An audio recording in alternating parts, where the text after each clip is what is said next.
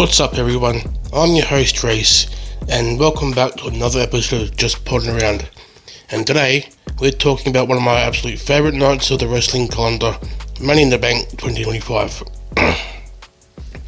Now, listen, if you missed this one, you might want to cancel your weekend plans and run it back on replay because this show had it all. Ladders, titles, betrayals, surprise returns, and one man named R-Truth who decided to turn up and just wreck Cena's night.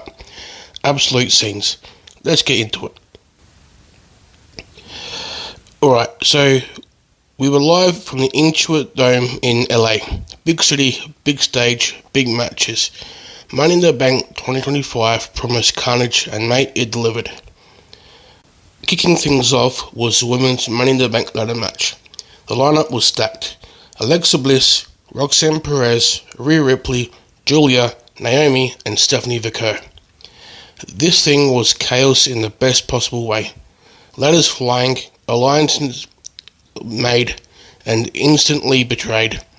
The final stretch saw Naomi channeling that glow and tipping over a ladder stuck with Rhea Ripley and Bliss.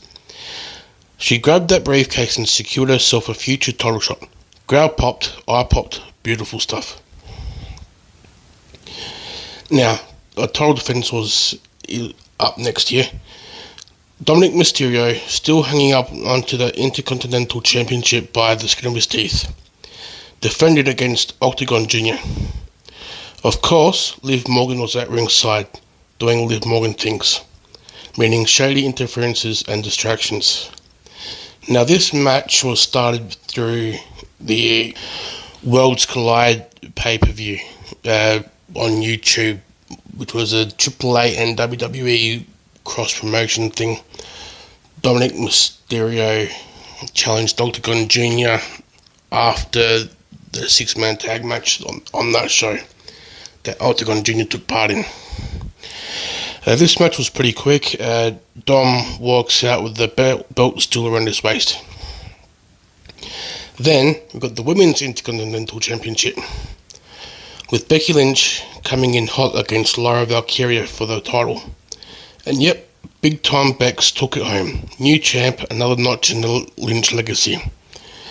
Now, after the stipulation for this match was that if Lyra Valkyria had won, Becky Lynch couldn't challenge her for the Women's Intercontinental Championship while Valkyria was still champion. And if Becky Lynch had won, then Lyra Valkyria would have to raise her hand after the match. So Becky wins. She forces Lyra Valkyria to raise her hand, which she does begrudgingly. Then she lowers her hand and is about to leave. Becky forces her to do it again. She does it again begrudgingly. Then Becky Lynch forces Lyra to put the title around her waist, which she does begrudgingly, followed by a German suplex after the match, after putting the title around her waist. So I don't see this feud ending anytime soon. Then comes the men's Money in the Bank ladder match. And you already know, pure ladder field madness. In this match, we've got Seth Rollins, Andrade, El Grande Americano, LA Knight, Penta, and Solo Sikoa. This match was great. Seth Rollins ended up winning the match. We had one spot where El Grande Americano ended up riding a ladder from the turnbuckle onto another ladder, so he climbed that to try and get the win.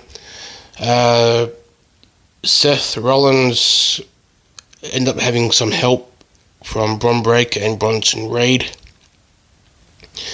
And of course, Jacob Fatu and JC Mateo came out to try and help Solo Sikoa.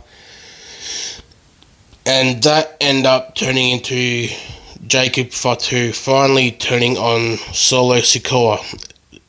But before that, he said, "I love you, Solo," and just as he was about to turn on Solo, he turned to Solo and said, "I hate you," then turned on him, which is what led to Seth Rollins climbing the ladder and getting the win, making him a 2-time Money in the Bank ladder match winner. And now for the main event. Cody Rhodes and Jey Uso taking on John Cena and Logan Paul. This was a pretty solid match. Pretty much back and forward. There was a spot where Cena tagged himself in, did a bit of a blind tag, and it was unexpected. Logan Paul was, "What are you doing?" But he stepped out of the ring. Cena did his thing. Then Logan Paul did the exact same thing, unexpected tag, a blind tag.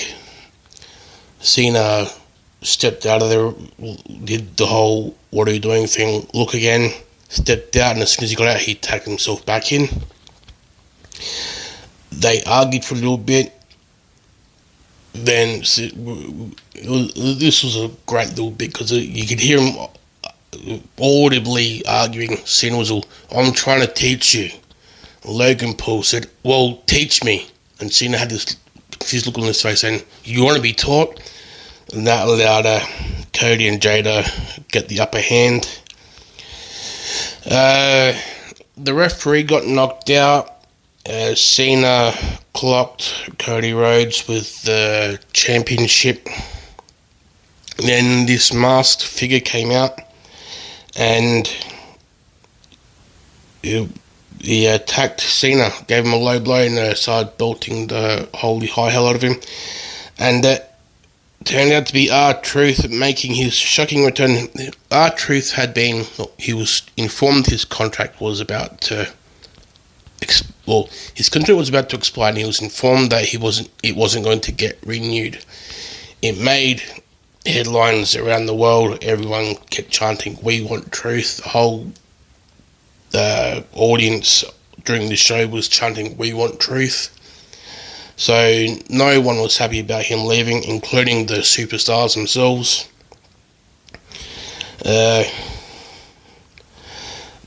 Him making the return, dropping Cena like a sack of bricks, and then revealing himself, the roof exploded. So Truth clocks Cena. Cody picks up the win, and just like that, Money in the Bank 2025 goes off the air with madness in the air. Overall, it was a solid event. Gets an 8 out of 10. The ladder matches were great. The title scenes shook up, and R-Truth reminded us why he's a national treasure. If you missed it, fix that. If you watched it, tell me your favourite moments. You already know the drill. Hit me up on socials. Drop a comment, a like, a cheeky 5-star rating if you're feeling generous. And that's a wrap for today's episode. I've been Reese, you've been you, and together we've been podding around. Catch you next episode.